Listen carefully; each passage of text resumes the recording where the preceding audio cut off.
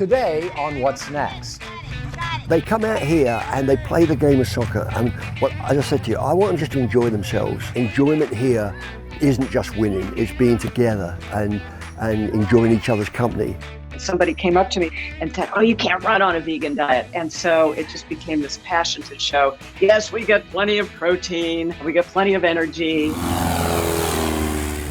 If you have a dream, go after it and keep after it. And so you fail once, keep going.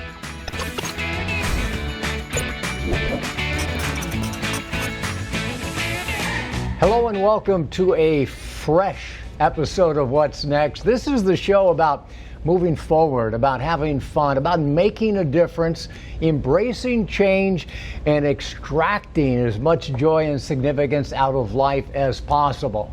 How's that for a big mission? I'm Mark Middleton, grateful for every opportunity that I get to talk about the stories of ordinary people living extraordinary lives with this team of rock stars. We've got Amy Sweezy, Bill Schaefer, George Diaz, and of course Cecily Wilson. We're going to hear from all of them in just a moment, but let's dive right into a story that I know is going to inspire all of us to get out there and make new friends and strengthen our existing relationships. Amy, let's start with you. Tell us about your buddy John Ellis. Yeah, he is a really cool guy. He's a former Royal Marine, which, by the way, is kind of like a Navy SEAL here in America, so it's pretty cool. But his claim to fame came when he transitioned into a successful career as a soccer coach. He's actually most known for coaching the U.S. women's national team to a silver medal at the 2000 Olympics and also a gold medal in International Cup play in that same year. He's widely credited for his work developing soccer training programs all around the world. And in the years since, his daughter Jill has famously followed in his footsteps to lead teams of her own on the global stage. But now John Ellis is on a new path. He's still using his talents as a leader, but right now he's shaping the lives of older adults. I actually traveled to one of Florida's very special communities, the Villages, where Ellis is now coaching residents to help them stay active, healthy, and meet new teammates. You'd be amazed at how talented this group is. Maybe not in soccer, but some of them are astronauts, some of them are whatever. Do you know what I'm saying? In their own careers, they've been brilliant doctors and all sorts of things. And they come out here and they play the game of soccer. And as I said to you, I want them just to enjoy themselves and to participate. That's a much bigger thing than whether they win or whether they lose. Enjoyment here isn't just winning, it's being together and enjoying each other's company. What I especially appreciate is how John keeps the tenor of the group calm enough so that we can all excel and all develop without getting too rough. Stop it there, hold it right there. You know, with a great spirit of competition, but also of cooperation, because that's what team sports are all about. What do you personally get out of coming to these practices? A good sweat. I enjoy the exercise, but I also enjoy the collegiality. I enjoy hanging out with the folks and doing stuff, but being able to do. I mean, I'm not very good at just sitting around and schmoozing, but I love being able to be out and calling for the ball and being supportive of people on the field, and playing a good competitive game. Being here on a team sport, we get the interaction and the camaraderie and the socialization that I think, the last year, I know we were gone for a year and it was just, mentally draining not being able to get out here and see the guys and run around and sweat the beer off. Mainly to just try and stay in shape. In the Villages here, we have a lot of activities. I like to ride my bike, I like to go swimming, I play golf, play soccer.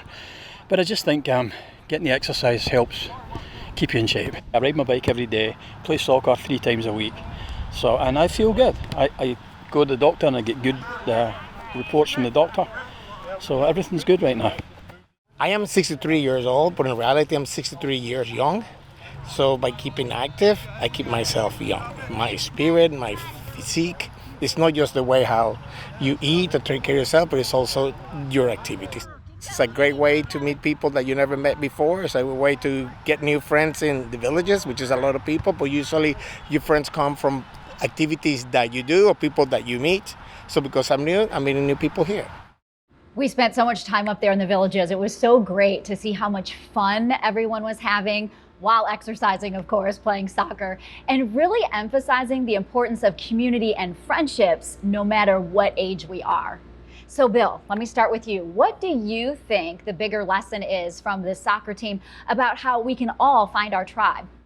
Yeah, it's such a great question, and they're exactly right. It's, when we encourage people to be involved and to have activities, it's not the activities themselves. It's a lot more than soccer. They go out together after the games. They'll have each other over when they don't show up to, hey, are you okay? Is everything okay? Well, things aren't, it's a support group, it's friends, it's just being part of something bigger than you. And what's better in life than that? It really is about the camaraderie. I think, just when you're there together, all having fun.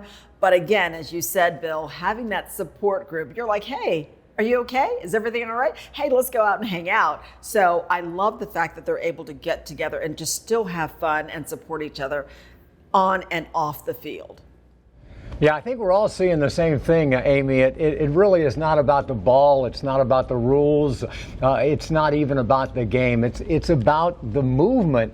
For me, yeah, it's fun and important sometimes to sit and schmooze, but when you can move and schmooze, not only is it good for your health and well-being, you learn a lot more about yourself and others.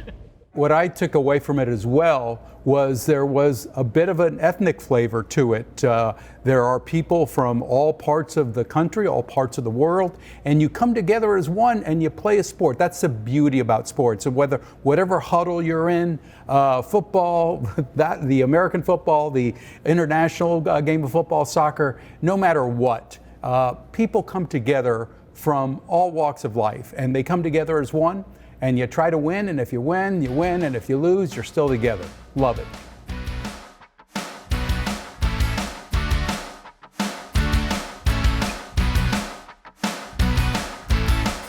When you have this energy, you become this positive force that people, they say, I want what she's got. Even at races, I'll hear people say, oh, there goes that vegan energy.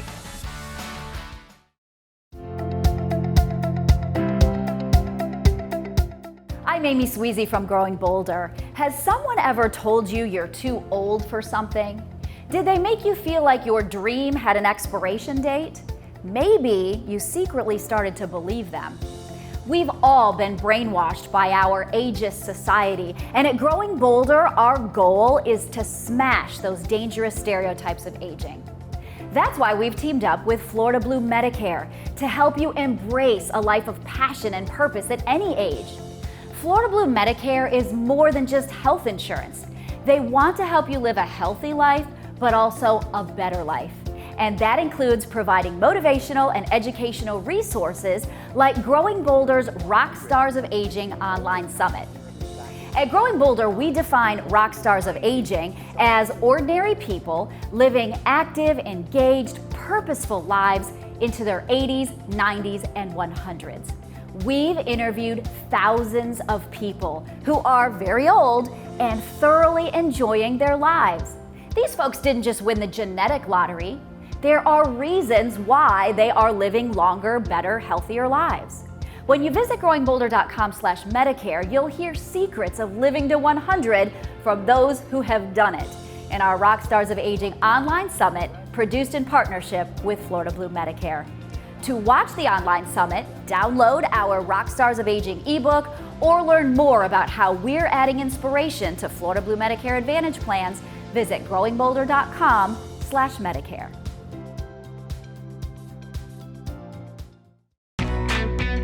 Okay, here's something for you. Why does it seem we never really get serious about our health until something bad happens to it? Like a lot of us, Ellen Jaffe Jones had clues all around her. Almost every woman in her family had breast cancer. So she didn't wait until it happened to her. She decided to take her future, her fate, into her own hands. Diet and exercise. She got rid of the meat and went vegan, and she started running. She entered every event she could, and it didn't just improve her health, it totally changed her life. And somebody came up to me as I was wearing the shirt, because this is my first book that I wrote, and said, "Oh, you can't run on a vegan diet." And so it just became this passion to show, yes, we get plenty of protein, we get plenty of energy. And when was the last time you visited the protein deficiency ward of the hospital? You know, cancer and diabetes, heart disease, those are the things we really need to stress about. You get plenty of protein on a vegan diet, which is how I morphed, in answer to your question, in this whole journey of what would be the healthiest way for me to avoid not only cancer, but heart disease and diabetes. When you have this energy, you know, you become this positive force that people, you know, they say, I want what she's got. And, you know, even at races, I'll hear people say, I'm wearing this shirt, and as I pass them, and they'll go, oh, there goes that vegan energy. So it's a real palpable thing, and it's not just something that's out there. And I would really like to say it is not that difficult. What is difficult is watching your relatives up close and personal suffer and get these very preventable diseases most of the time. So many great points. Ellen Jaffe Jones decided that she was going to give herself the best chance at health that she could. And did you notice how her passion became contagious? She's become an author, an advocate, an advisor for anybody who wants to be in the best shape possible. An ordinary person living an extraordinary life. And if you want to learn more about Ellen's amazing story, or on becoming vegan and how it can prevent disease, check out our entire conversation at growingbolder.com. And so I went out and got in the airplane and went off and did my little tootled around the farms and waved at people, and, you know, and coming back, all of a sudden this jet flew by me and I looked like, oh, and then they went straight up in the air with afterburners going, and right up, and the whole place just shook. It is my honor to introduce you to an incredible octogenarian for whom even the sky is no limit. From jumping out of planes, to flying planes, to even walking on the wings of planes, Myrt Rose has found passion and purpose in the air. Now in her mid-80s, Myrt Rose is still flying high. Okay. On any given afternoon, Myrt can be seen flying Winston, her antique Piper J3 Cub, over her home in Marco Island, Florida. Can't just sit home and be afraid. Can't be afraid. The word afraid isn't even in Myrt's dictionary. Not only has she flown single and multi-engine aircraft, seaplanes, and helicopters, she also has ridden on the outside of planes. Myrt performed as a wing walker in the 70s, which meant strapping herself to the wing of a plane while it did flips and tricks at air shows. Did anybody try to stop you from being a wing walker? No. I didn't. I never told my parents until after I sent them newspaper clippings. And I said, this is what I've been doing this summer. 20 years after her wing walking days, Myrt surprised her husband on his 70th birthday. She came out of retirement to wing walk at his party. She was 64 at the time. If you have a dream, go after it and keep after it. And so you fail once, keep going after it and enjoy your life, enjoy every day. Tomorrow it might not be there. Just go after life. It's short. Myrt spends much of the winter months in Marco Island, but in the summer she lives just outside of Chicago. In 2011, she took a summer afternoon flight, which ended up making headlines around the world. I used to fly every afternoon around 5:30, 6 o'clock in that time. And so I went out and got in the airplane and went off and did my little tootled around the farms and waved at people, and, you know, and coming back, all of a sudden this jet flew by me and I would look like, oh, they must be coming back from Oshkosh. And because there were a lot of jets up there at Oshkosh. Then I started descending, and so all of a sudden one came over the top of me, and then the other one came by me again. And so I waved. I said, oh, they're looking at how cute my airplane is. So I waved. So I was right next to the grass strip when I stopped, and I looked down the runway, and they were coming right down the runway low. And then they went straight up in the air with afterburners going, and right up, and the whole place just shook. And I said, oh. And so then 4 state police cars and 4 town police cars came down and surrounded the airplane. Myrt flew her antique airplane through then-President Obama's restricted airspace, and the Secret Service was not happy. It took her 6 months to convince them it was an honest mistake. She refused to do any interviews until she saw the story on the front page of her local newspaper. When they put that headlines in the Herald that elderly woman invades Obama airspace and put my age, well, that pissed me off. You know, I didn't think that was nice. So I said, okay, I'll give an interview. So the next guy who called, it was AP News. And that went all over the world. Myrt says she'll keep flying as long as she's able. I hope that when I'm 95, I can still be doing something exciting. I don't want to just sit and watch television, play with an iPhone or something like that. And her advice to others who want to live a fearless life? Don't be afraid of trying. Try it. If you think you'd like to do it, at least try it. Wow. Amy, I have to tell you, there's no shortage of reasons that I'm jealous of you, and we won't get into all of them, but I am jealous that you got to go do that story because I like everything about it. Myrt is definitely what we call a rock star of aging. I love anything that has to do with aviation, and she's a rock star in aviation as well. You spent a lot of time with her. What do you think is the biggest takeaway in a story that really has a lot of them? You know, find what you love and then do it. You know, Myrt did a lot of different things in her life, not just one. And if she got bored or if she found something more interesting, or even if she just decided to try something new, she just went after it. And by the way, did you guys hear her say that life is short? I mean, Myrt's in her mid-80s and still she thinks life is short. And she's reminding us to go after what we want because life is short.